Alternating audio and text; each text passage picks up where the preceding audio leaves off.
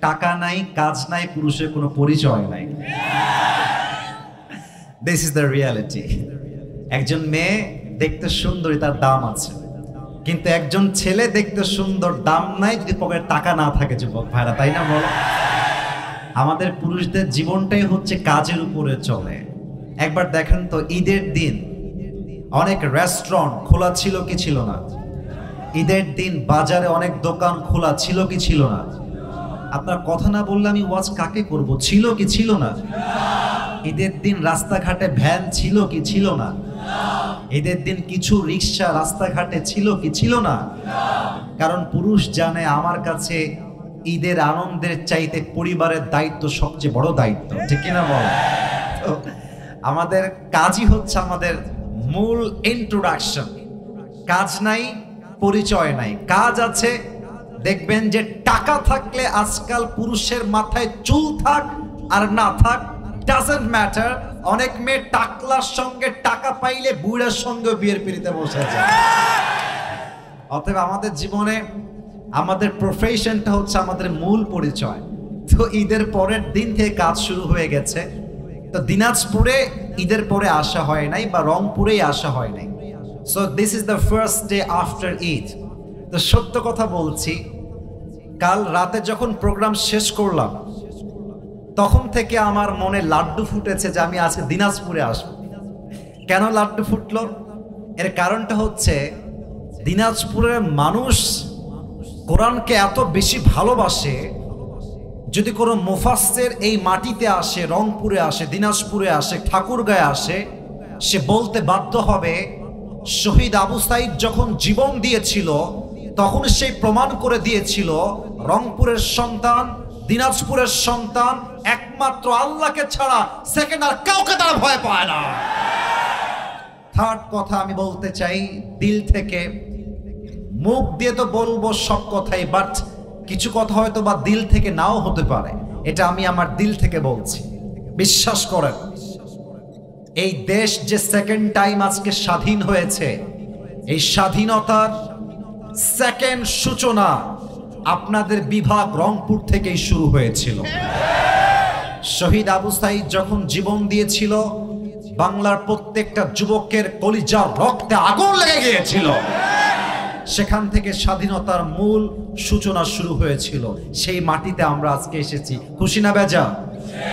যদি আগামীতে বাংলাদেশকে ইসলামী রাষ্ট্র ঘোষণা করতে হয়, যদি আগামীতে আমার এই বাংলার জমিনে কালেমার পতাকা পথ করে উড়ে মদিনার শাসন চালু হয়, ইসলামের শাসন চালু হয়, তাহলে আমার মনে হয় প্রথম ঘোষণা রংপুরের জমিন থেকেই হওয়া দরকার। কারণ দেশটা রংপুরের জমিন থেকে সেকেন্ড টাইম স্বাধীন হয়েছিল, ঠিক কিনা বলে? আল্লাহ আমাদের সবাইকে যেন আজকের এই মাহফিলের জন্য, তাফসীরের জন্য, কোরআনের জন্য, ইসলামের জন্য কবুল এবং মঞ্জুর করে। পড়েন সবাই আমিন। আমার প্রিয় দিনাজপুরের ভাইরা, আমার look at my right hand, আমার ডান হাত দেখবেন। আমি আমার আলোচনায় চলে যাওয়ার ট্রাই করছি। আমার হাতে কিতাবটার নাম, আর একটু জোরে, কিতাবটার নাম। আচ্ছা, এই কিতাবে কোনো ভুল কি আছে? কোনো সন্দেহ কি আছে? আপনারা একটা কথা দিল থেকে বলেন তো, এই আওয়াজ যদি কারো কম হয় বুঝবেন তার মধ্যে মুনাফিকি ঢুকে গেছে। So please answer me loudly. দিল থেকে আওয়াজ দিয়ে বলবেন, আওয়াজ যেন কমে না যায়। আগামীর বাংলাদেশ কোরআন দিয়ে শাসন চালু হোক, এটা আমরা সবাই দিল থেকে চাই কি চাই না? মাশাআল্লাহ। আগামীর বাংলাদেশ ইসলামের বাংলাদেশ হোক, আমরা সবাই চাই কি চাই না? আগামীর বাংলাদেশে ইনসাফ ভিত্তিক রাজনীতি হোক, ইনসাফ ভিত্তিক রাষ্ট্র কায়েম হোক, আমরা সবাই দিল থেকে চাই কি চাই না? এই ইনসাফ কায়েম করতে হলে, এই সমাজে শান্তি কায়েম করতে হলে আল্লাহর কোরআন ছাড়া সেকেন্ড কোনো অপশন পৃথিবীতে আর কিছু হতে পারে না, ঠিক কিনা বলে? আমি কথাকে খুব বেশি লম্বা কিংবা দীর্ঘায়িত করতে চাই না, আমি জাস্ট কিছু এক্সাম্পল দিতে চাই। আমার প্রিয় কলিজার টুকরা দিনাজপুরের ভাইরা, আপনারা সবাই জানেন আমাদের দেশের এখন যে ইন্টারিম গভর্নমেন্ট, আমাদের যিনি প্রধান উপদেষ্টা, তার নাম হচ্ছে ডক্টর ইউনূস সাহেব। We really respect him a lot. আমরা সবাই তাকে মন থেকে সম্মান করি। আমরা জানি যে গত 15 বছর বাংলাদেশে শাসন ছিল না। গত 15 বছর পুরো বাংলাদেশে শোষণ ছিল যুবক ভাইরা, ঠিক কিনা বলেন? আপনারা খেয়াল করেছেন কিনা এটা আমি জানি না, বাট সত্য কথা হচ্ছে এইরকম। বিগত রোজার মাসে আমরা দেখেছি পণ্যের দাম অন্য বছরের চাইতে অনেক গুণ কম ছিল, ঠিক কিনা বলেন? আচ্ছা, আমি একটা কথা আপনাদেরকে বোঝাই বলি, জাস্ট কোরআনের রাজনীতি কত বেশি জরুরি বোঝার ট্রাই করবেন। জাস্ট একটা এক্সাম্পল নেওয়ার ট্রাই করেন। মাথায় রাখবেন দুইটা কথা, যদি কোরআন ভিত্তিক রাজনীতি হয়, যদি কোরআন দিয়ে রাষ্ট্র কায়েম করা হয়, প্রধানমন্ত্রী নির্বাচনে কোনো নারী ভোটে দাঁড়াবার সুযোগ খুঁজে পাবে না। আপনারা হয়তো বা আমার কথাকে নেগেটিভলি নিচ্ছেন, but this is the reality. আপনারা যারা রাজনীতি করেন, এখানে বিএনপি থাকতে পারেন, জামাত থাকতে পারেন, চরমোনায় থাকতে পারেন, হেফাজত থাকতে পারেন, আহলে হাদিস হতে পারেন, আপনি কওমি হতে পারেন, আপনি সরসিনা হতে পারেন, আপনি আওয়ামী লীগ হতে পারেন, it's doesn't matter for me. আমি বিশ্বাস করি আমার প্রথম পরিচয় জামাত ইসলাম নয়, প্রথম পরিচয় হেফাজত নয়, প্রথম পরিচয় চরমোনায় নয়, প্রথম পরিচয় আহলে হাদিস নয়, প্রথম পরিচয় বিএনপি নয়, প্রথম পরিচয় আওয়ামী লীগ নয়, আর আমার প্রথম পরিচয় মুসলমান ঘরের সন্তান। কথাটা বোঝার ট্রাই করবেন। আগামীর বাংলাদেশ আমরা চাই যেই দেশের প্রধানমন্ত্রী হবে একজন পুরুষ, কোন নারী নয়। 2 নাম্বার কথা, এটাতে একটু আপনাদের কয়েকজনের গা জ্বলতে পারে, তাই আগে মাফ চাচ্ছি। আমি কারো গা জ্বালাইতে আসি নাই, আমি যেটা বাস্তব সেটা বলার জন্য এসেছি। আমরা চাই আগামীর যিনি বাংলাদেশের প্রধানমন্ত্রী হবেন, তার ইস্তেআদাত, তার কাবিলিয়ত, তার কোয়ালিফিকেশন, তার যোগ্যতা এতটা হাইলি কোয়ালিফাইড হতে হবে যে আমার দেশের প্রাইম মিনিস্টার চাইলে বাংলাদেশের জাতীয় সংসদে দাঁড়িয়ে যেমন দেশের পক্ষে কথা বলতে পারবে, আমার দেশের প্রধানমন্ত্রী চাইলে জাতীয় মসজিদ বাইতুল মুকাররমে দাঁড়িয়ে জুমার খুতবা দেওয়ার যোগ্যতাও রাখবে। এমন প্রধানমন্ত্রী আমরা বাংলাদেশে চাই কি চাই না? এবার বলেন, বাংলাদেশের প্রধানমন্ত্রী যদি হয় জাতীয় মসজিদ বাইতুল মুকাররমের জুমার খতিব, এই দেশে কি আর সুদ থাকবে? ঘোষ থাকবে? দুর্নীতি থাকবে? চাঁদাবাজি থাকবে? রাহাজানি থাকবে? ডাকাতি থাকবে? পুরো বাংলাদেশ সোনার বাংলাদেশ হয়ে যাবে দিনাজপুরের ভাইরা। আর একটা কথা বলে শেষ করতে চাই, নো তাকবীর লাগবে না, let me finish my speech first. আগে আমি আমার কথাটা শেষ করি। প্রিয় ভাইরা এদিকে তাকান, আমার এইটা বোঝার ট্রাই করেন, দেখি আমার বাম হাত না ডান হাত? হ্যাঁ, ডান হাত। আচ্ছা, আমি একটা এক্সাম্পল দেই। এই যে লাল পাঞ্জাবি ভাই, তুমি দাঁড়াও তো বাবু, ধমক দিব না, তুমি আমার ভালোবাসার বাবু, দাঁড়িয়ে যাও, দাঁড়াও। নতুন নতুন ভয় পেয়ে গেছে। তোমার নাম কি? আব্দুল্লাহ। বলো সবাই মাশাআল্লাহ। আব্দুল্লাহ, এবার চেহারা দেখাও তো, সবাইকে ঘুরে দেখাও তো চেহারাটা তোমার। মাশাআল্লাহ। ওকে, এই যে সোনামণি, এই যে এইদিকে, এবার আমার দিকে তাকাও, এদিকে আমার দিকে। ওকে দেখা যায়? এই যে কথা কয় না, দেখা যায়? আচ্ছা, আব্দুল্লাহর বয়স মনে করেন 30 বছর। কথার কথা, আরে বাবা কথার কথা, এক্সাম্পল। ওর বয়স তো মেবি 12-13 বছর হবে, তার বেশি হবে না। তো যাওয়ার সময় ওর সাথে আমার মারামারি হয়ে গেল, একটা কাটাকাটি মারামারি। আমি খেপে গিয়ে বললাম, তোরে খাইছি আজকে, দাঁড়া। একটা দাও নিয়ে এসে ওর পা এক কোপ দিয়ে কেটে ফেললাম, পা কাটলাম, পা। এখন দিনাজপুরের আমার স্যার আছে, আমার হুজুররা সবাই মিলে আমাকে ধরে বলছে, হুজুরকে ধর, আজকে হুজুরকে আমরা জেলখানায় ভরে দিব। পা কেটে দিয়েছে আব্দুল্লাহ। বাবু বস। এখন দিনাজপুরের যেই জেলা আদালত আছে না, কথা না বললে ওয়াজ করবো না, আছে? রংপুরে জেলা আদালত আছে।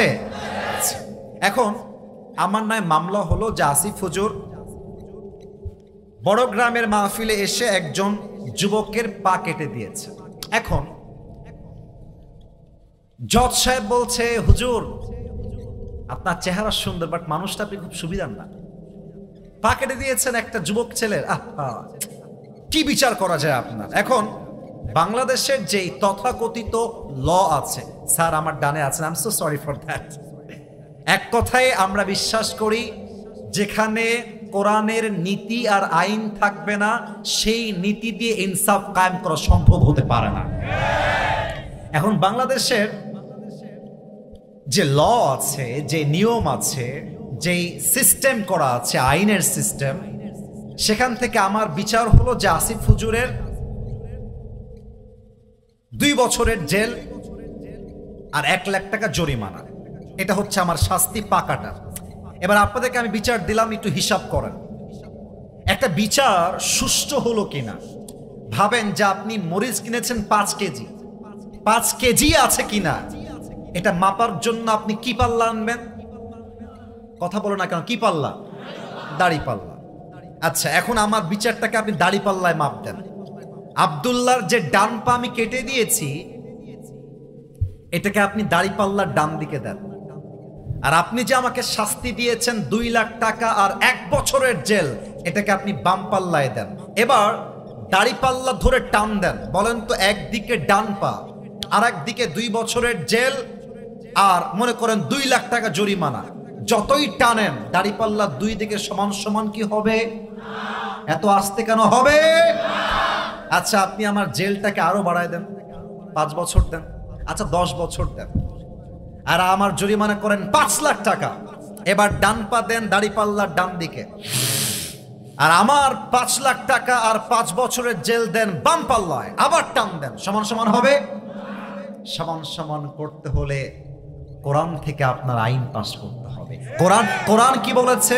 কোরআন বলেছে চোখের বদলে চোখ, নাকের বদলে নাক, কানের বদলে কান, হাতের বদলে হাত, পায়ের বদলে পা, জানের বদলে জান তোমাকে ছিনিয়ে আনতে হবে।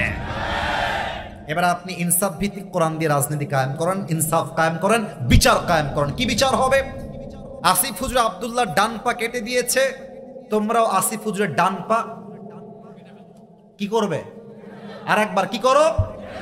এবার দেখেন, দাড়ি পাল্লা নিয়ে আসেন, দাড়ি পাল্লার ডান দিকে আব্দুল্লাহ ডান পা দেন, আর দাড়ি পাল্লার বাম দিকে আমার পা কেটে আমার পা দেন। এবার দাড়ি পাল্লা টান দেন, দেখবেন 2 দিকে সমান সমান হয়ে গেছে। ঠিক কিনা বলেন? ওয়ামান হাকামা বিহি আদালা, এই কোরআন দিয়ে যে শাসন কায়েম করবে, রাজ কায়েম করবে, সেই এই বাংলার জমিনে ইনসাফ ভিত্তিক রাষ্ট্র কায়েম করতে পারবে। ঠিক কিনা বলেন? এবং আমি আমার কথা শেষ করতে চাই একটা কথার মাধ্যমে। আপনারা দেখেছেন রোজ শনিবার 12 এপ্রিল বাংলাদেশের ঢাকায় এক বিশাল মিছিল হয়েছে ফিলিস্তিনের পক্ষে। এখানে জামাত ইসলাম নাই, বিএনপি নাই, চরমোনাই নাই, কোনো দল নাই, সবাই তার দলকে ভুলে এক জায়গায় ঐক্যবদ্ধ হয়ে স্লোগান দিয়েছে। আমার বিশ্বাস আজ যেমন বাংলার মুসলমান ফিলিস্তিনের মুসলমানদেরকে রক্ষা করবার জন্য দল মত ভুলে গিয়ে এক মাঠে একত্রিত হয়ে স্লোগান দিয়েছে, ঠিক তেমন ভাবে যদি বাংলার সমস্ত মুসলমান একনিষ্ঠভাবে ঐক্যতার সঙ্গে ডাক দেয়, আগামী 1 বছরের মধ্যে বাংলাদেশ ইসলামের বাংলাদেশ হয়ে যাবে। আওয়াজ করে হাত তুলে বলেন সবাই, ঠিক কিনা? আল্লাহ সেই দেশ পাওয়ার তৌফিক দান করে পড়েন সবাই আমিন। আর কথা বাড়াবো না। আপনাদের বউ আছে কার কার একটু হাত তুলেন। বউ আছে? আচ্ছা, মাশাআল্লাহ, বউ আছে, হাত নামা। এবার হতভাগা কপাল পোড়াদের বউটো কেউ নাই, তারা একটু হাত তুলো। সিঙ্গেলরা হাত তোলো। হ্যাঁ, আমি বিশ্বাস করি না আপনাদের বউ নাই। ইসরে কি কষ্টে আছে রে, তাকায় দেখো কি কষ্টে আছে রে। আল্লাহ সবাইকে দিনদার নেককার বউ দিয়ে দিক, পড়েন সবাই আমিন। যারা আমিন কয় নাই তারা কেউ বউ পাবে। আরে কোন সবাই মিলে আমিন। 3টা তাকবীর দিবেন, তাকবীর শেষ তাফসীর শুরু হবে। তাফসীরের মাঝেই আবার কলিজার টুকরা যুবক ভাইদেরকে নিয়ে কথা বলার I will try my best level. প্রথম তাকবীর দিবেন আমার প্রিয় ম্যারিড পিপল যারা এসেছেন, বিবাহিত ভাইরা। বিবাহিত ভাই যারা এসেছেন, মুরব্বী হন, যুবক হন, একটু কাশি দেন। এই মান সম্মান থাকবে না রে বাবা এই কাশি দিলে, একটু জোরে দেন। আচ্ছা, দেখা যাক কারা জিতে। সিঙ্গেল ভাইরা কিপ কোয়াইট, কিপ সাইলেন্ট। সিঙ্গেলদের টাইম আসতেছে, is coming. It's not time for you, it's time for the married people. যারা বউ রাখেন বাড়িতে তারাই তাকবীর দিবেন, otherwise single people keep quiet, চুপ থাকবেন। বিবাহিত ভাইরা নারে তাকবীর। আপনারা নাম্বার পেয়েছেন 70 নাম্বার দিলাম, জান এটাই ঠিক আছে আপনাদের জন্য। এবার সিঙ্গেলদের পালা, সিঙ্গেলরা কাশি দাও। দেখা যাক কারা নাম্বার বেশি পায়। সিঙ্গেল ভাইরা তোমাদের পালা এবার। লিল্লাহি তাকবীর। ইসরে, বিবাহিত ভাইরা আমাকে মাফ করে দিবেন, ইসরে একটুর জন্য আপনারা হেরে গেলেন। আচ্ছা, আজকে আমার সিঙ্গেল ভাইরা 90 নাম্বার বেশি পেয়ে পাস করেছে, ঠিক কিনা বলেন? আচ্ছা, এবার কোনো ভাগাভাগি নাই, সবাই মিলে তাকবীর দিব। তাকবীর শেষ আয়াত থেকে তাফসীর করার বেস্ট লেভেল ট্রাই করব, সবাই মিলে, কোনো ভাগাভাগি নাই। এটা কাশি দেন। এবার আপনারা প্রমাণ করবেন যে আপনারা কেউ বিড়ালের বাচ্চা নন। আমার বিশ্বাস আমার সামনে সব সিংহ পুরুষগুলো বসে আছে। নারে তাকবীর। আল কোরআনের আলো, আল হাদিসের আলো, কোরআন হাদিস যেখানে, আলেম ওলামা যেখানে, দিনাজপুরবাসী যেখানে, আল্লাহ কবুল করুক। পড়েন সবাই আমিন। এবার আসুন আমরা কিছু প্রশ্ন করি। বলেন তো আমাদের সকলের ধর্মের নাম? একটু জোরে। নাম? আমাদের কিতাবের নাম? আমাদের সকলের রব একজন, বলেন সবাই, তিনি কে? আল্লাহ আমার রব, এই রবই আমার সব। দমে দমে তনু মনে তারি অনুভব। তোমার দুনিয়াতে আমি যেদিকে তাকাই, অথই নিয়ামতে ডুবে আছি সবাই। পাখ পাখালির কণ্ঠে শুনি তাসবিহ করো রব, তাসবিহ করো রব। আল্লাহ আমার রব, এই রবই আমার সব। দমে দমে তনু মনে তারি অনুভব। রবকে? শেষ প্রশ্ন, কলিজার থেকে উত্তর দিবেন। আমাদের সকলের শেষ নবীর নাম কি? মুহাম্মদুর রাসূলুল্লাহ। আর একবার রাসূলুল্লাহ সাল্লাল্লাহু আলাইহি ওয়াসাল্লাম। আজকে আমি যেই আয়াতগুলো তেলাওয়াত করেছি সেই আয়াতের আলোকে আজকে আমাদের আলোচনার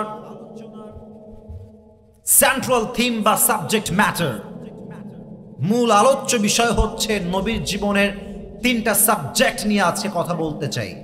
first of all, how was the prophet look like? আমার নবীজি দেখতে কেমন ছিলেন? নাম্বার 1 মুখস্থ করবেন, একটু পরে প্রশ্ন করব সবাইকে। Number 1, how was the prophet look like? আমার নবীজি দেখতে কেমন ছিলেন? Number 1। Number 2, what is the status of last messenger Muhammad sallallahu alaihi wasallam in Islam? আমার নবীর সম্মান ইসলামে কতটা হাই, কতটা সিগনিফিক্যান্ট, কতটা মর্যাদাপূর্ণ ব্যক্তিত্ব তিনি বিলং করেন, এটা আমরা সেকেন্ডলি জানবো। সর্বশেষ আমরা জানবো আমার নবীর আদর্শ কেমন ছিল। 3টা শেষ। and now you have to repeat after me. আমি বলবো, এরপরে আপনারা বলবেন। 1, আমার নবীর চেহারা। বলেন 1 নাম্বার। আওয়াজটা কানে আসে নাই, আমার কান ঠসা হয়ে গেছে। 1 নাম্বার আমার নবীর।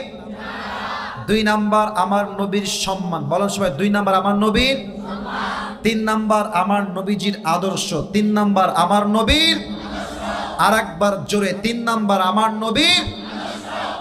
Let's talk about the first matter. প্রথম বিষয়ে কথা শুরু করছি। আমার নবীজির দেহের গঠন ছিল সুঠাম, দেহের অধিকারী ছিলেন তিনি। আল্লাহর হাবিবের ডান হাতে আল্লাহ তাআলা 40 জন জান্নাতি পুরুষের শক্তি ঢুকিয়ে দিয়েছে। সুবহানাল্লাহ পড়বেন না আপনারা? আচ্ছা, আমার ডান হাত দেখেন তো, বলেন তো এইটা আমার হাতের কি? তালু। এই তো মাশাআল্লাহ ধরে ফেলেছে আমার ভাই, এটা আমার হাতের তালু। আমি আল্লাহর হাবিবের হাতের তালুর থেকে শুরু করলাম। নবীজি দেখতে কেমন ছিলেন? কানা কাফফুহু আলিয়ানু মিনাদ দিবাজ। আমার নবীর হাতের তালু ছিল সফটার দ্যান সিল্ক, এটা ছিল রেশমের চাইতে বেশি মোলায়েম। সুবহানাল্লাহ পড়বেন না আপনারা? ভাই একটু মুসাফা করতে চাই, একটু আমার মুসাফাহা দেখা যায়? হ্যাঁ কথা বলেন, দেখা যায়? আল্লাহর হাবিবের কাছে যখনই কোনো সাহাবী আসতো প্রথমে সালাম, তারপরে মুসাফা। তো আল্লাহর হাবিবের হাতের এই তালুটা এতটা, তোর বিয়ে হবে না, বস। না না না না, এক নম্বরও যাওয়া যাবে না, বসো বসো, একটু পরে যাও বাবুরা, বসো। আচ্ছা তাকবীর দেন, নারায়ে তাকবীর। আল্লাহর হাবিবের হাতের তালু এত মোলায়েম ছিল, যখন কোন সাহাবী হাত মিলাইতেন এতটা নরম হাত কোন সাহাবী ছাড়তেই চাইতেন না। আর আল্লাহর হাবিব যখন দেখতেন কেউ আমার হাত শক্ত করে ধরে আছে নরমের জন্য, যতক্ষণ পর্যন্ত সে তার হাত নিজে না হটিয়ে নিত, নবীও তার হাত হটিয়ে নিতেন না। সুবহানাল্লাহ পড়ে। এবার আসুন আমার নবীজির হাইট কেমন ছিল? কানা, কথা কে বলে ওখানে? এই যে ভালোবাসলে মূল্য হারায় যায়, এই হচ্ছে বাস্তবতা। কি এতবার বললাম তোমাদেরকে ভালোবাসি, কথাটা কানে যায় নাই? এই যে রেকর্ড করছো ওরা তো এটা গিয়ে আগে আপলোড দেবে, দিনাজপুরের বদনাম হবে। আশ্চর্য একটা অবস্থা। একটা কথা আর বলবেন না, ভালোবেসে বলছি, কেউ বলবেন না কথা। ভাই আমি এখানে আমার জনপ্রিয়তার অহংকার দেখানোর জন্য আসি নাই। আমার কথা একটা মানুষকে পরিবর্তন করতে চাইলে অহংকার দিয়ে নয়, ভালোবাসা দিয়ে পরিবর্তন করতে হবে, ঠিক কিনা বলেন? পায়ে হাত রাখলাম, ভালোবাসা আসে। আর কথা বইলো না প্লিজ। অনেক জার্নি করে আসছি, বিশ্বাস করো। দুপুরে বের হয়েছে, এখানে এসে নামলাম, একবেলা খাই নাই, উঠে গেছি স্টেজে এসে, কষ্ট পাবো, কথা বইলো না।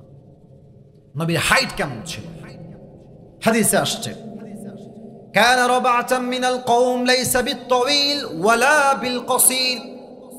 আমার নবী দেখতে খুব বেশি লম্বাও না, আবার খুব বেশি বাটুও না। হি ওয়াজ মিডিয়াম অফ হাইট, নিদার টল নর শর্ট।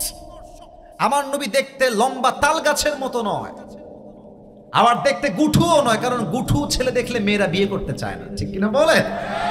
আমার নবী একজন মাঝারি গঠনের যুবক ছিলেন। এবার একটু খেয়াল করবেন আমার দিকে সবাই। এটা হচ্ছে আমার স্কিন কালার, দেহের রং। আমার নবীর গায়ের রং কেমন ছিল এটা আপনাকে বুঝতে হবে। হাদিসে আসছে কানা আযহারাল্লাহ। আমার নবী সাদা সুন্দর নন, আমার নবী কালো নন, আমার নবী শ্যাম বর্ণের নন, বরং আমার নবী একজন লাবণ্যময় সুন্দর নবী। সুবহানাল্লাহ পড়বেন না আপনারা? একটা এক্সাম্পল দিব, রাগ করবেন না তো আপনারা? রাগ করবেন নাকি আপনারা? মুরব্বীরা রাগ করবেন না, একটু বুঝবেন তাহলে হবে। আপনারা সবাই পাকিস্তানের নাম শুনেছেন? এই যে কথা করে, নাম শুনেছেন? অস্ট্রেলিয়া নাম শুনেছেন? নাম তো সবাই শুনেছেন। আগেই বলছি, ডোন্ট টেক ইট আদারওয়াইজ, খারাপ দিকে নেবেন না, বোঝা ট্রাই করেন। আমি আপনাকে পাত্রী হিসেবে দুইটা অপশন দিচ্ছি।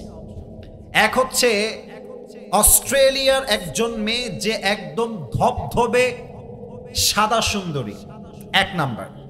দুই নাম্বার পাকিস্তানের একজন মেয়ে যে দেখতে জাস্ট সাদা সুন্দরী নয়, লাবণ্যময় সুন্দরী, গোলাপী সুন্দরী।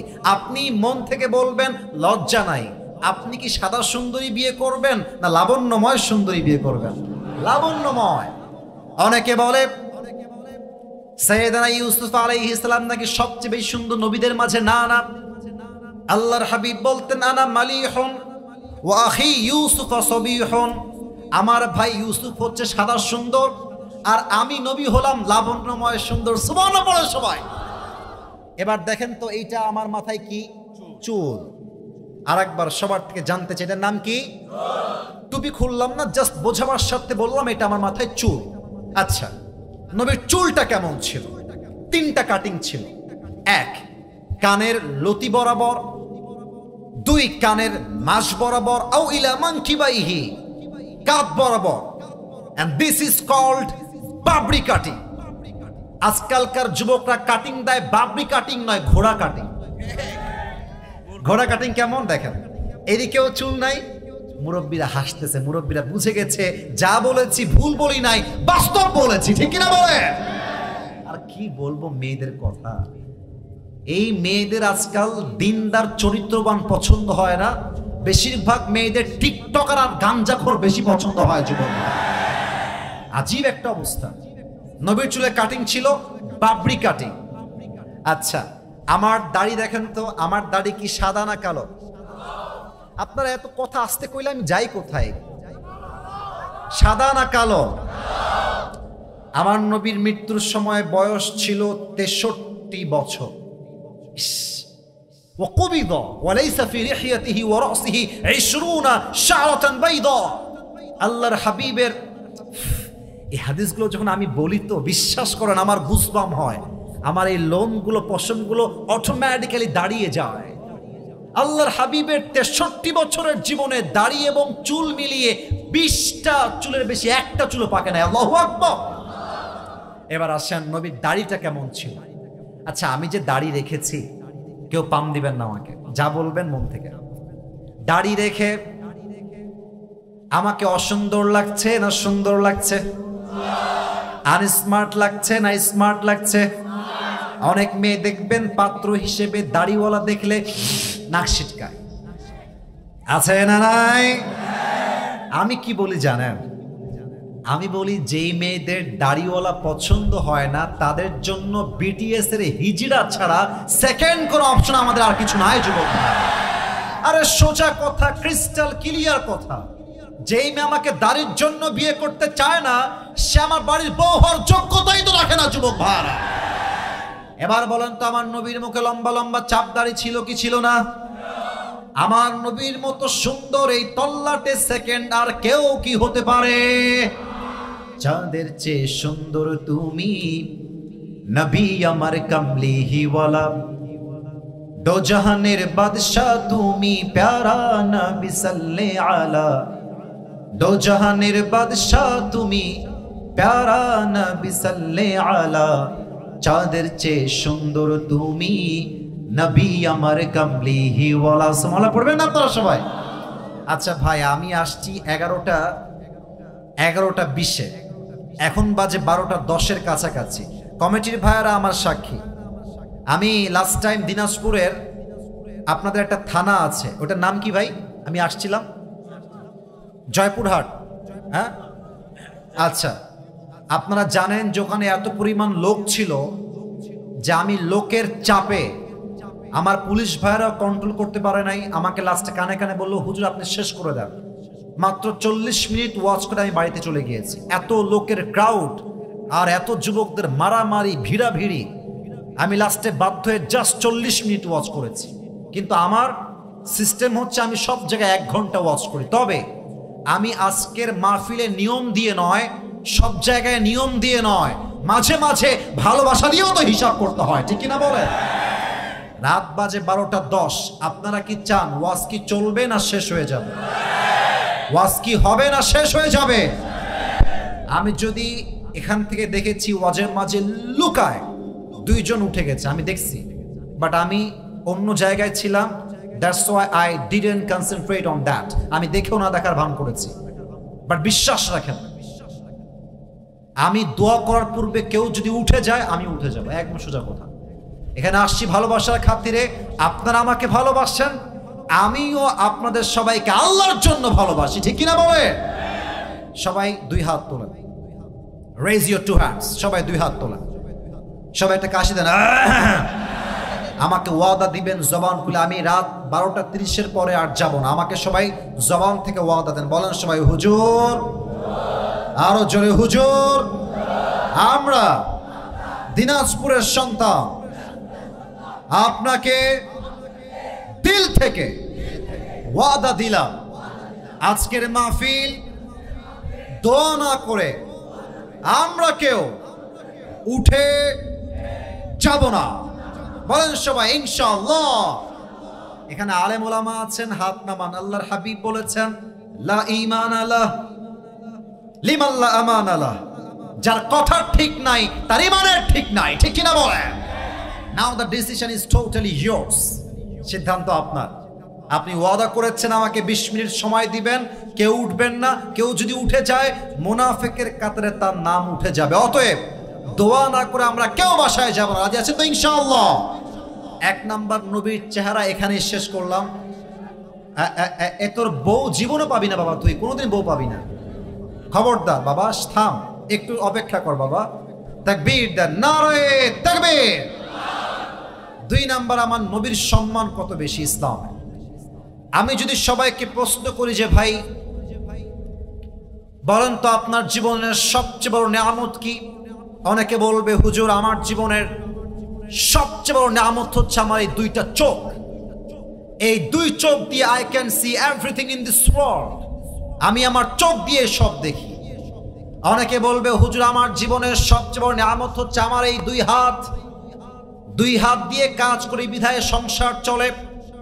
অনেকে বলবে আমার জীবনের সবচেয়ে বড় নিয়ামত হচ্ছে আমার বাবা এবং মা, অথবা বউ, অথবা সন্তান, অথবা সম্পত্তি।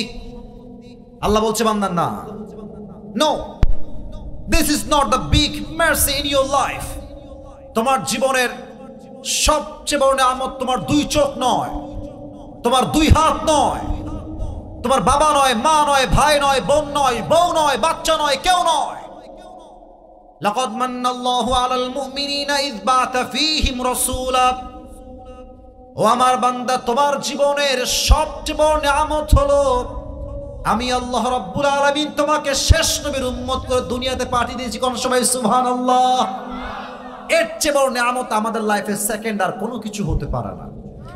4টা প্রশ্ন করব সবাইকে, দেখা যাক উত্তর সঠিক কে কে দিতে পারে। 1, বলেন তো আমার নবীজির বাবার নাম কি ছিল? স্টেজে সাউন্ড পেলাম, সামনে সাউন্ড খুবই কম পেলাম। আবার নবীর বাবার নাম কি ছিল? আব্দুল্লাহ। 2, আমার নবীর মায়ের নাম কি ছিল? মাশাআল্লাহ। নবীজির দাদার নাম কি ছিল? প্যাচ খাবেন না, আব্দুল মুত্তালিব। বলেন সবাই, দাদার নাম কি ছিল? Last question and final question, বলেন তো আমার নবীর চাচার নাম কি ছিল? আবু তালেব কি ইসলাম কবুল করেছিল? করে নাই। দেখেন নবীর সম্মান কতটা হাই, জানতে মনে চায় না? আরে আমার নবীর সম্মান জানতে মনে চায় না আমাদের? নবীর বয়স যখন 8 থেকে 9, কিশোর, যুবক হয় না এখন, বসে আছে ঘরের বারান্দায়। আবু তালেব আসছে, চাচা, এসে বলছে ভাতিজা মুহাম্মদ, তুমি আমার ভাতিজা হতে পারো এটা ঠিক আছে, বাট তুমি যে কোনো সাধারণ মানুষ নয় এটা আমি তোমার জন্মের পর থেকেই জানি। সুবহানাল্লাহ পড়বেন না আপনারা? তুমি অসাধারণ, তুমি মানব, তবে তুমি মহামানব, তুমি মানুষ, তবে তুমি সাধারণ মানুষ নও, তুমি এক অসাধারণ মানুষ। সুবহানাল্লাহ পড়েন সবাই। তো নবীজি বলছে আচ্ছা আমি যে অসাধারণ তার প্রমাণ কি আপনার কাছে, কেমনে জানেন? আবু তালেব বলছে মুহাম্মদ আমি 2 ভাবে জানি। 1, তোমার মায়ের থেকে শুনেছি, আর 1, আমি আমার নিজের চোখেই তোমার সম্মান দেখেছি। সুবহানাল্লাহ। আচ্ছা চাচা মায়ের থেকে কি শুনেছেন আমাকে একটু শোনান দেখি, চাচা কি শুনেছেন?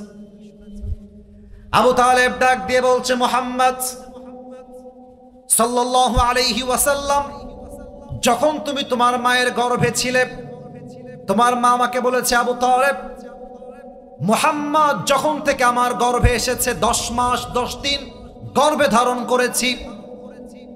একজন মা যখন সন্তান গর্ভে ধারণ করে মা চলতে পারে না, হাঁটতে পারে না, খাইতে পারে না, ঘুমাইতে পারে না। বাট আবু তালেব ওয়াল্লাহি আল্লাহর কসম মুহাম্মদ যখন থেকে আমার গর্ভে এসেছে ডেলিভারি হওয়া পর্যন্ত একটা মুহূর্তের জন্য আমি আমার পেটে কোনো ব্যথা অনুভব করি নাই। সুবহানাল্লাহ। চাচা আর কি শুনেছেন, আর একটু বলেন আমাকে কি কি শুনেছেন? আচ্ছা একটু উত্তর দেন তো। এখন তো চাপ কল আছে, ট্যাপ আছে পানি নেওয়ার জন্য, মুরব্বীরা উত্তর দিবেন, যুবকরাও আশা করছি বুঝবেন এইটা। আগে তো চাপ কলও ছিল না, ট্যাপও ছিল না, পানি তোলার জন্য কি ছিল? হ্যাঁ রাইট আনসার, কুয়া। তো বলছে মুহাম্মদ তুমি তোমার মায়ের গর্ভে আছো আর তোমার মা তোমাকে নিয়ে কুয়ার থেকে পানি তোলার জন্য গিয়েছে, কিন্তু অবাক করা বিষয় সেই দিন কুয়ার থেকে পানি তোলার জন্য রশিও নিয়েছে, বালতিও নিয়েছে, বাট কুয়ার পানি তোলার জন্য রশির প্রয়োজন হয় না। কুয়ার পানি অটোমেটিক্যালি নিচের দিক থেকে উপরের দিকে উঠে চলে আসছে। সুবহানাল্লাহ, আল্লাহু আকবার। চাচা আর কি শুনেছেন আমাকে বলেন। আচ্ছা, আপনারা তো গ্রামগঞ্জের ছেলে, আমি নিজে গ্রামের ছেলে। আমি এই যে এখান থেকে নিয়ে এতটুকু হয়েছি গ্রামে, আমাদের জন্ম গ্রামে। আচ্ছা, একটা কথা বলেই ফেলি, প্রাসঙ্গিক না যদিও, কিছুটা অপ্রাসঙ্গিক, বাট মিডিয়ার সামনে বলছি আপনাদেরকে বোঝাবার জন্য। অনেকে আমাদেরকে আঙ্গুল তুলে বলে গ্রামের ছেলে, খ্যাত, কিছু বোঝে না, পারবে না জীবনে কিছু করতে। ওটা মূর্খের বাচ্চা, কোনো শিক্ষিত হইতে পারে না। কেন কেন বললাম এই কথা?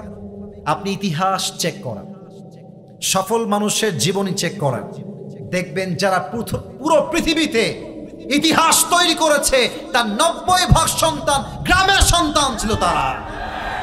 আর আমার যেটা মনে হয় যে আমার মুরব্বীরা, আমার ভাইয়েরা এবং আমার সামনে যারাই এসেছে, এটা আমার বিশ্বাস যে আমার মনে হয় এখানে আমরা যারা এসেছি, এখানে 90% বেশি আমরা মধ্যবিত্ত পরিবারের সন্তানরা মাহফিলে এসেছি, ঠিক কিনা বলে? আচ্ছা, আপনারা কি আমাকে আজকে সরাসরি দেখার আগে ইউটিউবে, ফেসবুকে দেখেছেন? ও আচ্ছা, ঠিক আছে, হাত নাম। আমার একটা ওয়াজে আমি বলেছিলাম যে মধ্যবিত্ত পরিবারের সন্তান জাস্ট মধ্যবিত্ত পরিবারের সন্তান নয়, মধ্যবিত্ত পরিবারের সন্তান মানে একটা ব্র্যান্ড। কেন? সাইকেল দিবেন আমাকে, চলবে, বাইক দিবেন চলবে, কার দিবেন চলবে, কিছুই দিবেন না বলবেন যে হেঁটে হেঁটে আসো, তাও চলবে। ভাত দিবেন, ডাউল দিবেন চলবে, ভাত দিবেন, গোস্ত দিবেন চলবে, ভাত দিবেন, কিছুই দিবেন না, এক গ্লাস পানি দিবেন আর জাস্ট একটা মরিচ দিবেন, পান্তা ভাত হলেও আমার চলবে। কারণ আমি বড়লোক ঘরে খেয়ে পড়ে বড় হওয়া ধাপুস ধুপুস ব্রয়লার মুরগি না, আমি মধ্যবিত্ত পরিবারের ছেলে। আমি চাইলে আরাম করতে পারি, আমি চাইলে আমার রক্তকে পানি করে কঠোর পরিশ্রম করে সফলও হতে পারি, ঠিক কিনা বলে? আমার নবী গ্রামের মানুষ ছিলেন। সুবহানাল্লাহ পড়বেন না আপনারা সবাই? আচ্ছা, হাদিসে আসছে, আচ্ছা সাউন্ড আসবে, একটু অপেক্ষা, রেগে যাবেন না, রেগে গেলে সমাধান হয় না, একটু সময় নেন। কারেন্টের একটু আপ ডাউন হচ্ছে তো, জাস্ট টেক ইউর টাইম। এই যে ভাই, জীবন কখনো পারফেক্ট হয় না, পারফেক্ট করে নেওয়া লাগে। এখন একটা বউ বিয়ে করে বাসায় নিয়ে আসছো, ও কেবল আসছে, এদিকে যা, এই বুঝিস না, এদিকে। তোমার সংসার 2 দিনে ভেঙে চূর্ণ বিচূর্ণ হয়ে যাবে, তাই না বলো? তো মাইক যদি বন্ধ হয়ে যায় হবে, আবার ফিরে আসবে। বাঙালি এত অস্থির, 1 সেকেন্ডও সহ্য হয় না, ঠিক না বলে? আচ্ছা, যেটা বলছিলাম, আমার নবী কি শহরের ছেলে না গ্রামের ছেলে? সুবহানাল্লাহ পড়বেন না আপনারা? আপনারাও গ্রামের, আমিও গ্রামের, আমার বাবাও গ্রামের, মাও গ্রামের, বোনও গ্রামের, আমার নবীও গ্রামের। সুবহানাল্লাহ। মুরব্বীরা বুঝবেন আমার কথাটা, মুরব্বীরা একটু বেশি বুঝবেন এই কথাটা। আচ্ছা, দেখবেন যে গ্রামের যেই ঘরে, যেই রুমে, আমার কথা কি বোঝা যায়? কোনো সমস্যা হচ্ছে না তো? আচ্ছা, দেখবেন যেই রুমে একটা বাচ্চা জন্মগ্রহণ করে, ডেলিভারি হয় মায়ের থেকে, দেখবেন যে ওই রুমে বাচ্চা ডেলিভারি হওয়ার পর রুমটা একদম দুর্গন্ধ হয়ে যায়। এটা সিস্টেম, ন্যাচারাল প্রসেস, গন্ধ হয়ে যায়। এবং গ্রামের মুরব্বীরা, মায়েরা, বোনেরা ওই দুর্গন্ধ দূর করার জন্য একটা ধূপ জ্বালায়, ধূপ। এই ধূপটা জ্বললে দুর্গন্ধটা দূর হয়ে যায়। কিন্তু আল্লাহর হাবিবের মা আমেনা ডাক দিয়ে বলছে, আবু তালেব, মুহাম্মদ যেই ঘরে জন্মগ্রহণ করেছে ওই ঘরটা দুর্গন্ধ হওয়া তো দূরের কথা, পুরো ঘরটা মেশকে আম্বরের চেয়ে বেশি সুঘ্রাণ হয়ে গিয়েছে। আরো অনেক কথা বললাম না, মাইনাস করলাম, জাস্ট আরেকটা বলবো। আচ্ছা চাচা, সব তো মায়ের থেকে শুনেছেন, এবার আপনি কি দেখেছেন তাই বলেন। বলছি, তুমি আমারটা শুনতে চাও? তবে শোনো। তুমি যখন একদম you are just like a new born baby, ছোট্ট বাচ্চা, উঠতেও পারো না, বসতেও পারো না। আচ্ছা, আপনাদের বাসায় কি উঠান আছে না? উঠান, আমি কি ভাষায় কোনো ভুল করলাম? উঠান বলে না এটা? বারান্দা বা উঠান। আমাদের গ্রামে উঠান আছে। এই উঠান মানে হচ্ছে যে চতুর্পাশে বাড়ি, মাঝখানে মাঠের মতো জায়গা, নাকি? উঠান, বারান্দা আমরা বলি, অনেক উঠানও বলি। আমাদের খুলনায় উঠান বলে, আঙ্গিনা। হ্যাঁ, আঙ্গিনা, বারান্দা, উঠান, whatever you call it, doesn't matter. এটা আমরা যাই বলি না, কোনো সমস্যা নেই। এখন বোঝেন, আবু তালেব বলছে, মুহাম্মদ আমি দেখলাম যে তুমি একটা খাটে বারান্দায় মাচা টাইপের থাকে না, মাচা বাঁশ দিয়ে করে, হ্যাঁ করে না, গ্রামগঞ্জের লোকরা আড্ডা দেয়, বসে মজা করে, গল্প করে। তো তোমাকে আমি দেখলাম তুমি বারান্দায়, উঠানে, আঙিনায় একটা বালিশে শুয়ে আছো খাটের উপরে বা মাচার উপরে। হঠাৎ করে দেখলাম আকাশের চাঁদটা আকাশ থেকে ভেঙ্গে তোমার দিকে পড়ে যাবে, উপর থেকে এভাবে তেড়ে আসছে। আমি দৌড় দিয়ে আসছি যে চাঁদ ভেঙ্গে পড়লে আমার ভাবছে তো ঠিক থাকবে না, আমি তোমাকে উঠিয়ে জাস্ট রুমে নিয়ে আসবো। কিন্তু ইন দ্য মিন টাইম আমি খেয়াল করলাম যে চাঁদটা আসলে উপর থেকে ভেঙ্গে পড়ছে। ইটস নট লাইক দ্যাট, ব্যাপারটা এরকম নয়, বরং তুমি যে বাচ্চা হয়ে হাত পা নাড়িয়ে খেলা শুরু করে দিয়েছ, চাঁদও তোমার সঙ্গে খেলতে শুরু করে দিয়েছে।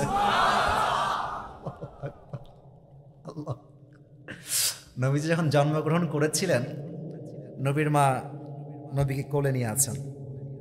তো নবীর চেহারা এত সুন্দর ছিল ভাই, আপনাকে আমি কোন ভাষায় বলবো? I don't have any language to express that. আমার কাছে কোনো ভাষাই নাই। তো আমেনা নবীর দিকে তাকায় আছে, তাকায় বলতেছে, জীবনে কত বাচ্চা দেখলাম, কত শিশু দেখলাম, কত বেবি দেখলাম, কিন্তু আমি মা হয়ে বলছি তা না, আমি মন থেকে বলছি আমার বাচ্চা মুহাম্মদের মতো তো সুন্দর বাচ্চা আমি জীবনে কোথাও দেখি নাই। তো নবীর দুধমার নাম হচ্ছে হালিমাতুস সাদিয়া রাদিয়াল্লাহু তাআলা আনহা। উনি বলছে, আপনি কি বললেন? আপনি কোথায় গেছেন? আপনি তো এখানকার লোক, আমাকে দেখেন, আমি সব জায়গায় যাই, আমি মন্ত্রী বাচ্চাকে দুধ পান করাই, আমি প্রধানমন্ত্রীর সন্তানকে দুধ পান করাই, আমি রাষ্ট্রে রাষ্ট্রে ভ্রমণ করে বেড়াই, আমি হালিমাতুস সাদিয়া এত বাচ্চা দেখলাম, এত শিশু দেখলাম, এই বাচ্চা মুহাম্মদের মতো সুন্দর বাচ্চা আমি জীবনেও দেখি নাই। এবার আসছে আব্দুল মুত্তালিব। আব্দুল মুত্তালিব এসে ভাবই আলাদা। তোমরা বেডি মানুষ, তোমরা কি দেখেছো?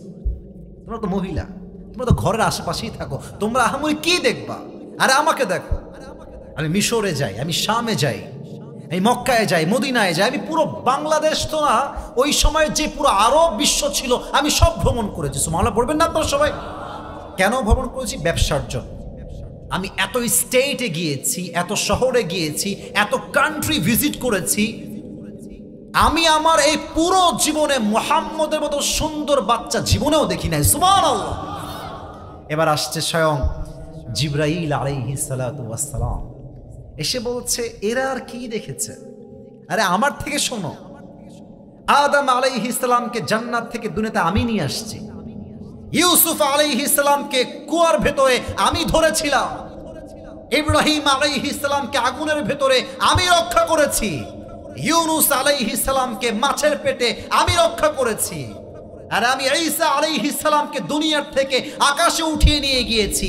এমন কোন নবী নাই, এমন কোন সাহাবী নাই, এমন কোন আল্লাহওয়ালা নাই যার চেহারা আমি দেখি নাই। বাট মুহাম্মদের মতো এত সুন্দর চেহারার মানুষ আল্লাহ পৃথিবীতে বানায় নাই, বানাবেও না। আল্লাহু আকবার। বলেন তো, সেই নবীর উম্মত হতে পেরে আমরা সবাই খুশি না বেজার? সকলে আমরা দিল খুলে পড়ি আলহামদুলিল্লাহ। যুবকদের ধান্দা একটাই যে হুজুর আপনি যুবকদের ওয়াজ করেন। আরে বাবা, একটা ওয়াজের সাবজেক্ট ম্যাটার আছে, একটা মূল আলোচ্য বিষয় আছে, হ্যাঁ, এটা থেকে তোমায় কথা বলতে হবে, ফাঁকে ফাঁকে বলতে হবে। শোনো, একটা কথা তোমাদেরকে বলে ফেলি আজকে, আমার কথা রাগ করো না তোমরা।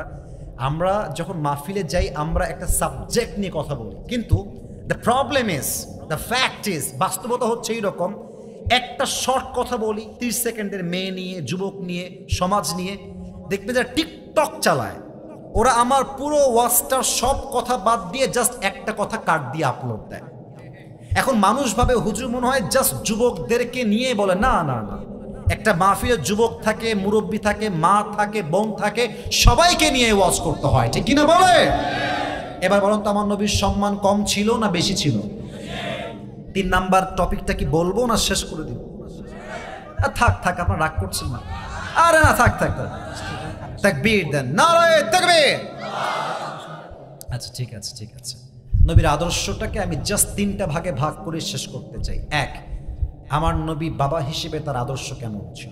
2, নবী নানা হিসেবে আদর্শ কেমন ছিল। নবীর স্বামী হিসেবে আদর্শ কেমন ছিল। 3টা হলো সবার মুখ থেকে শুনতে চাই। ওয়াজ জাস্ট করে গেলেই হবে না, you have to understand the point. আপনাকে বুঝতে হবে। 1, বাবা হিসেবে, বলেন সবাই 1, এই তো আওয়াজটা পেয়েছি। এক কি হিসেবে, দুই নানা হিসেবে, দুই কি হিসেবে, তিন স্বামী হিসেবে, তিন নাম্বার কি হিসেবে। আমি জাস্ট শর্টকাটে কয়েকটা ঘটনা বলবো অ্যান্ড দেন দোয়া করবো। আচ্ছা বলেন তো, আমার নবীজির কলিজার টুকরা মেয়ের নাম কি ছিল? ফাতেমা রাদিয়াল্লাহু তাআলা আনহা। ফাতেমার স্বামীর নাম কি ছিল? এই ভয় পান কেন? ফাতেমার স্বামীর নাম কি ছিল? রাদিয়াল্লাহু তাআলা আনহু। শেষ প্রশ্ন, তাদের সংসারে মাত্র দুইজন সন্তান দুনিয়াতে এসেছিল, এক হাসান, দুই এক হাসান, দুই। আচ্ছা খেয়াল করেন,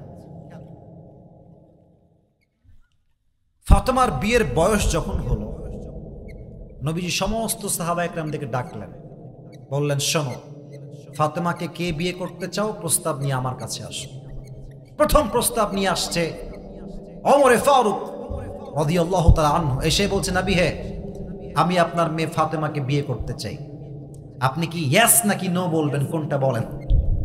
তো দেখেন, আমার এতটুকু দেখবেন, আমার এতটুকু। নবীজি বললেন, ও তুমি ফাতেমাকে বিয়ে করতে চাও? নবীজি জাস্ট মাথাটা নিচু করলেন, বাতাস লাগবে না, অফ করো, এটা এটা বাতাস লাগবে না, বাতাস লাগবে না, অফ করেন মাথাটা, জাস্ট এই বাবুরে বাতাস লাগবে না, অফ করো। আচ্ছা সমস্যা না, একটু ওয়াজের মনোযোগ ছিল। তাকবীর দেন সবাই, লিল্লাহি তাকবীর। নবীজি জাস্ট মাথাটা নিচু করেছেন, ইয়েসও বলেন নাই, নো বলেন নাই। ওমরে ফারুক বুঝে গিয়েছে যে আমার চান্স এখানে নাই, বের হয়ে গেছে। আরেক সাহাবী, ইয়া রাসূলুল্লাহ, I want to marry your daughter. নবী হে, আপনি কি আমার সঙ্গে বিয়ে দিবেন, রাজি আছেন? নবীজি আবার মাথা ডাউন, ইয়েসও বলেন নাই, নো বলেন নাই। সেও বের হয়ে গেছে, বুঝে গেছে আমার খাওয়া নাই। বাহিরে আরো দুইজন সাহাবী আছে, এক হচ্ছে আব্দুর রহমান বিন আউফ, আর এক সাহাবীর নাম হচ্ছে আলী রাদিয়াল্লাহু তাআলা আনহু। তো আব্দুর রহমান বিন আউফ বলছে, বন্ধু আমার বিশ্বাস এরা যদিও রিজেক্ট হয়ে গেছে, বিয়ে হবে না, বাট আমার বিশ্বাস তুমি যদি ফাতেমার বিয়ের প্রস্তাব নিয়ে যাও, নবী তোমাকে খালি হাতে ফিরাই দিবে না। সুবহানাল্লাহ পড়ো। আলী বলছে, বন্ধু কি বললা? আমার না আছে টাকা, না আছে বাড়ি, না আছে ব্যবসা, না আছে সম্পত্তি, অসম্ভব। আমার সঙ্গে নবী তার মেয়েকে কখনো বিয়ে দিবে না, অসম্ভব, বাদ দাও। আব্দুর রহমান বিন আউফ বলছে, আরে বন্ধু চান্স মারতে দোষ কোথায়, চান্স তো করো। আজকালকার 5-এর ছেলে 5-এ পড়ে, এই এটা আমার, খবরদার দেখবি না এটাকে, আছে না নাই বলেন? 5-এ পড়ে, 5-এ পড়ে। তো আব্দুর রহমান বিন আউফের কথা শুনে আলী আসছে নবীর কাছে। তো দেখেন, এটা হচ্ছে মসজিদে নববীর বারান্দা, নবীজি বসে আছে, এখান দিয়ে আলী আসছে, এপার দিয়ে এসে এপার দিয়ে বের হয়ে যায়, এপাশ দিয়ে এসে এপার দিয়ে বের হয়ে যায়, নবীর কাছে আর আসে না। আরে ভাই, মেয়ের বাবার কাছে মেয়ের প্রস্তাব নেওয়া কত কঠিন, এটা যুবক কাছে কেউ টের পাবে না, ঠিক কিনা বলেন? তো নবীজি বুঝে গেছে আলী আমার কাছে ডাল মে কুছ কালা তো জরুর, হ্যাঁ একটা কাজেই আসছে। আলী এদিকে আসো, আর এদিকে আসো, আরে বস, এখানে বস। কি ব্যাপার, এরকম এরকম এরকম করছো, তিরিং বিরিং করছো কেন? কি বলবো আমাকে বলো, স্ট্রেট ফরওয়ার্ড বলো। বলছে, নবী আমি আপনার মেয়ে ফাতেমাকে বিয়ে করতে চাই, আপনি কি রাজি আছেন? নবীজি আগের বার ইয়েসও বলেন নাই, নো বলেন না। মাথা কি উঁচু না নিচু ছিল? নিচু, কিছু বলেন নাই। কিন্তু এবার নবীজি মুখ খুললেন, বললেন, আলী তুমি যদি প্রস্তাব নিয়ে আসছো, যাও ইনশাআল্লাহ, এতটুকু বলেই বিদায় দিয়ে দিয়েছে। আলী আবার ইনশাআল্লাহর অর্থটা বুঝে উঠতে পারে নাই, সে ভেবেছে আমার প্রস্তাব ক্যান্সেল হয়ে গিয়েছে। এখন বাহিরে যখন আসছে, মুখটা বাংলার পাঁচের মতো হয়ে গেছে। আব্দুর রহমান বিন আউফ বলছে, কি রে বন্ধু আমার গেল হাসি খুশি মুখে, কিন্তু বন্ধুর চেহারা বাংলার পাঁচের মতো হয়ে গেল কেন? কি খবর বন্ধু? বলছে, বন্ধু আমি তো ছায়া খেয়ে ফেললাম, আমি তো বিয়ে হবে না আমার, আমি সরি বন্ধু, এটা আমি ফেল করলাম, আমার বিয়ে হবে না। তো আসলে কি জানেন, আমি এটা যুবকদের কথা এখানে বলতে চাই, আসলে যুবকদেরকে মাঝে মাঝে দেখবেন বাপ মা বিশ্বাস না করলেও যুবককে তার বন্ধু বিশ্বাস করে। আমি এটা খুব বাস্তবে দেখেছি। বাপ কি বল, বাপের চিন্তা হচ্ছে পৃথিবীর সব যুবক হচ্ছে সফল, সব যুবক করতে পারবে, বাস্তবতার সঙ্গে লড়তে পারবে, আমার ছেলে সবচেয়ে বড় অকর্মা। এরকম বাপ আছে, এরকম বাপ আছে। আরে আপনি বাবা, আপনি আপনার ছেলেকে বলবেন, বাবা তুই বস, তুই পারবি, তুই আমার ছেলে, আমার বিশ্বাস তুই পারবি। আপনার একটা কথা যুবককে 100 ভাগ সফল করতে সহযোগিতার হাত বাড়ায় দিবে, ঠিক কিনা বলে? যুবক বলবে, আরে আমার বাবা আমাকে বিশ্বাস করে, আমি এটা কাজ করতে পারি না, আমি আমার টাইম ওয়েস্ট করতে পারি না, আমি কোনো সস্তা টিকটকার মেয়ের পেছনে ঘুরে আমার যৌবনকে নষ্ট করতে পারি না, আমার বাবা আমাকে বিশ্বাস করে। এই দেখেন, আমি আমার কথা বলেই ফেলি, সময় খুবই কম। আমার আব্বা আমাকে প্রায় বলতো যে আসিফ তুমি জীবনে অনেক ভালো কিছু করবা, প্রায় বলতো। আমি কিন্তু জেনারেল পড়াশোনাও করেছি, মাদ্রাসায় পড়াশোনা করেছি। এটা শো অফ বা অহংকার নয়, আমি আমার ক্লাসের এবং পুরো মাদ্রাসার 1 নাম্বার ছাত্র ছিলাম, আলহামদুলিল্লাহ, অলওয়েজ 1। এবং আর একটা কথা বলবো, অহংকার নিয়ে জাস্ট বোঝাবার সাথে বাপ মায়ের দোয়া সাপোর্ট কতটা ইম্পর্টেন্ট। আমি যখন ফার্স্ট হতাম, যে সেকেন্ড হতো সে আমার থেকে 100 থেকে 150 নাম্বার কম পেত, 100 থেকে 150, অর্থাৎ আমার থেকে তার অবস্থান অনেক দূরে। এখন বলবো যে আপনি অহংকার না, অহংকার না। আমার আব্বা আমাকে 3 বেলা খাবার দিয়ে যেত মাদ্রাসায় এসে, আর সবসময় আব্বা তুমি পারবা, আব্বা তুমি 1 নাম্বার না, তুমি তার উপরে যাবা। যখন বোর্ডের পরীক্ষা আসলো, পুরো উত্তরবঙ্গের বোর্ড, হাজার হাজার ছাত্র সেখানে এক্সাম দেয়, পরীক্ষা দেয়, আব্বা বললো যে আসিফ আমার বিশ্বাস তুমি বোর্ড স্ট্যান্ড করবা, তুমি অবশ্যই থাকবা 10 জনের মধ্যে একজন। কিন্তু আমার ভিতরে কনফিডেন্স লেভেল একটু 0 ছিল, যে হয়তোবা আমি এত মেধাবী ছেলে পেলে, এত ছাত্র, আমি পারবো না হয়তোবা। বিশ্বাস করেন, আব্বার দোয়া আমার সঙ্গে ছিল, আমিও ট্রাই করেছি, পুরো বাংলাদেশে 10 জনের মধ্যে আমার নামটাও আসছে, আলহামদুলিল্লাহ। এখন উদ্দেশ্য কি? বাপ মা যদি সাপোর্ট দেয় না, বাপ মা যদি সন্তানকে সাপোর্ট দেয়, আরে যেই ছেলে আজকের 0, বাপ মায়ের সাপোর্ট থাকলে সেই ছেলে কালকে হিরো হয়ে যাবে।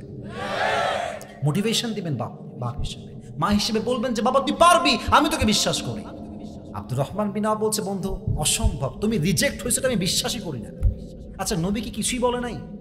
কিছুই বলে নাই? বলছে যে হ্যাঁ বলেছে, জাস্ট ইনশাআল্লাহ, আর কিছু না। বলছে বন্ধু আমার মাথায় ঘিলুর সমস্যা আছে। আরে নবীর ইনশাআল্লাহ মানে বিয়ে অর্ধেক ডান হয়ে গিয়েছে, সুবহানাল্লাহ পড়ে সবাই। কিন্তু বাবা হিসেবে আদর্শ কোথায়? এইটা হচ্ছে আমার মেইন পয়েন্ট। নবী চাইলে ইয়েস বলতে পারতেন, বলতেন আলী যাও বিয়ে ডান, আমি তোমাকে বিয়ে দিয়েই দিব, নো প্রবলেম, বের হয়ে যাও, প্রস্তুতি গ্রহণ করো। নবীজি ইয়েস বললেন না, কেন? কারণ ফাতেমার থেকে পারমিশন নেওয়া বাকি আছে, ফাতেমার থেকে অনুমতি নেওয়া বাকি আছে। নবী ফাতেমার কাছে আসছে, ফাতেমা আম্মা বসো, এদিকে আসো। আব্বাজান কি ব্যাপার, এত জরুরি ডাক কেন, কি ব্যাপার, কি লাগবে বলেন। আচ্ছা ফাতেমা, তোমার জন্য একজন পাত্র দেখেছি জামাই হিসেবে। আব্বাজান তার নাম কি? বলছি ইসমুহু আলী, তার নাম হলো আলী। মা তুমি কি রাজি আছো? ফাতেমাও চালাক, ইয়েস নো কিছুই করে, খালি মুচকি হাসি দেয়। আর মেয়েরা বিয়ের ক্ষেত্রে মুচকি হাসি দিলেই বুঝবেন দাল মে কুছ কালা তো জরুর হ্যাঁ, ঠিক না বলে? মানে মেয়েটা রাজি হয়ে গিয়েছে। বাস নবীজি যখন দেখলেন যে আমার মেয়ে রাজি হয়ে গিয়েছে, আলীও রাজি, মেয়েও রাজি, মিয়া বিবি রাজি, তো ক্যা করেগা, বাস বিয়ে দিয়ে দাও। এখান থেকে শিক্ষা কি বাবা হিসেবে? আপনি বাপ হইছেন বিধায় আপনার মেয়েকে যাত্রার সঙ্গে বিয়ে দিবেন, ইসলাম এটাকে অ্যালাউ করে নাই। আপনার মন চাইলো আপনি আপনার মেয়েকে গাঞ্জাখোরের সঙ্গে বিয়ে দিবেন, এটা কখনো নবীর আদর্শ হতে পারে না, ঠিক কিনা বলেন? মেয়েকে বলবেন যে মা অমুক ছেলের সঙ্গে বিয়ে দিব, চিরবন্দরে বাড়ি, দিনাজপুর শহরে বাড়ি, দিনাজপুরের অমুক জায়গায় তার বাড়ি, বিরলে তার বাড়ি, তুমি বিয়ে করবা কিনা? মেয়ে যদি বলে ইয়েস, আপনি বলবেন ইয়েস। মেয়ে যদি বলে নো, আপনিও বলবেন নো। এটাই ইসলামের আদর্শ, ঠিক কিনা বলেন? আল্লাহ প্রত্যেকটা বাবাকে বোঝার তৌফিক দান করুক, পড়েন সবাই আমিন। সবাই 2 হাত তোলেন, আর সামনে বাড়তে চাচ্ছি না, সবাই 2 হাত তোলেন। এই মাহফিলটা আগামীতে হোক, এটা আমরা সবাই চাই কি চাই না? আর একটু জোরে বলেন, চাই কি চাই না? হাত একটু উঁচু করেন তো দেখি। আমি যে ওয়াদা দিয়েছিলাম, ওয়াদা মনে আছে? আমি দোয়া না করা অবধি কেউ যাবেন নাকি আপনারা? কেউ যাবেন নাকি আপনারা? হাতটা একটু উঁচু রেখে বলেন সবাই আল্লাহ, আর একটু জোরে আল্লাহ। আমরা তোমার শাহী দরবার দিল থেকে নিয়ত পোষণ করলাম, ও আল্লাহ, ও আল্লাহ, আজ থেকে নবীর আদর্শের বাহিরে একটা কাজ আর কখনো এভাবে হাত নাড়াবেন, বলবেন করব না। নিয়ত করেন, নিয়ত, প্লিজ মেক ইউর ইন্টেনশন, নিয়তটা বানান। বলেন সবাই করব না, বলেন সবাই ইনশাআল্লাহ। 2 নাম্বার ওয়াদা, এটাই শেষ ওয়াদা। বলেন সবাই হুজুর। একটু আস্তে, বামে sound perfect, you are perfect, এদিকে একটু আওয়াজ আস্তে আছে।